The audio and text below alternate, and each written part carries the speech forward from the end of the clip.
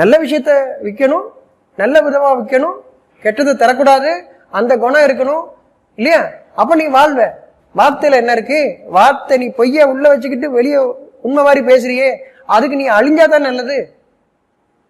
இல்லைன்னு வார்த்தையில சொல்லிட்டா மாறிடுமா? கதை மாறிடுமா? என்னது இது? ஏமாத்து இல்லையா? இது ஏமாத்து இல்லையா?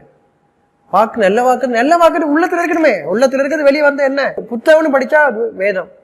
மற்றபடி அவன் கற்றுக் கொடுத்த அறிவை புத்தகமா நிறைய பேர் போட்டிருக்காங்க. இறைவன் கற்றுக் கொடுத்ததை அறிவா போட்டிருக்காங்க. எல்லாரும் படிக்கட்டும்னு, எல்லாருக்கும் நான் சொல்ல முடியாது, அதனால எல்லாரும் படிக்கிறவங்க தெரிஞ்சுக்கிட்டோன்னு. அப்ப அதுலயாவது உண்மையை சொல்லுங்க. அதுல நல்ல வார்த்தையை தான் சொல்லுவேன்னா கடவுள் அப்படியே சொல்லி கொடுத்தாரு உனக்கு. உனக்கு சொல்லி கொடுக்கும் போது நல்லது கெட்டதை இப்படி சொல்லி கொடுத்தாரா இல்லையா? அப்ப நீ என்ன நல்லது மட்டும் புதுசா அறிவு எங்கிருந்து வந்துச்சது? மனிதனுக்கு வழிகாட்டுங்க. இந்த பக்கம் போகக்கூடாதுப்பா, ஏன் போகக்கூடாது சொல்லுங்க. இது செய்யலாம்ப்பா, ஏன் செய்யலாம்னு சொல்லுங்க. இதெல்லாம் செய்யணும், இது செய்யக்கூடாது, இது என்னது? இது அதிகாரம், இது கல்வி அல்ல, நம்மை முட்டாளாக்கி விடும். ஆன்மீகம் வேற, அறிவியல் வேறெல்லாம் கிடையாது. அறிவியல் இல்லைன்னா அது ஆன்மீகமே கிடையாது.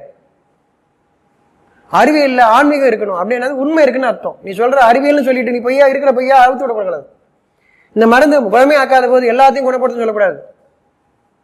கத்திரிக்காய்க்கு இந்த சக்தி இருக்கு, பப்பாளி பழத்துக்கு இந்த சக்தி இருக்கு, உனக்கு தெரியுமா? இனிப்பா இருக்கு, நீ சாப்பிட்டு பார்த்துட்டு சொல்லலாம். அதுல அது இருக்கு இது இருக்குன்னு உனக்கு தெரியாதெல்லாம் ஏன் பேசுற? தெரிஞ்சது மாதிரி பேச. நமக்கு என்ன தெரியுமா அப்படி பேச? அது நான் எனக்கு புரியுது.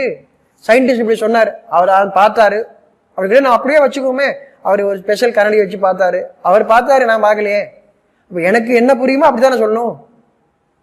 அவரும் அது சரியா சொல்றாரான்னு எப்படி வச்சு? அப்ப அதுதான் ஆன்மீகம். அவர் விளங்கின அறிவை சத்தியத்தோடு எடுத்து சொல்றாரா, அதுதான் அறிவில் இருக்கிற ஆன்மீகம்.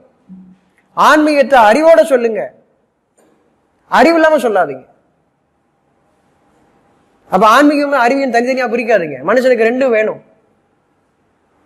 ஏன்னா நமக்கு மனசு இருக்கு, அது ஆன்மீகம். உடம்பு இருக்காது அறிவு. ரெண்டுமே நமக்கு வேணும். ஆன்மீகமும் வேண்டும், அறிவும் வேண்டும். ரெண்டையும் பிரிக்க முடியாது. நீங்க பிரிச்சீங்கன்னா பொய்யான வாழ்க்கை, அது ஏமாற்று வாழ்க்கை. அதில் அது எனக்கே வழிகேடு. என்னையை நான் ஏமாற்றிக் கொள்வது, யாரையும் ஏமாற்ற முடியாது. அவர்கள் தனக்குத்தானே அநியாயம் செய்து கொள்கிறார்கள் என்று இறைவன் கூறுகின்றார். அறிவியலை ஏமாத்தினாலும் அவனுக்கு தான் அது சூனியம், ஆன்மீகத்தில் ஏமாத்தினாலும் அவனுக்கு தான் சூனியம்.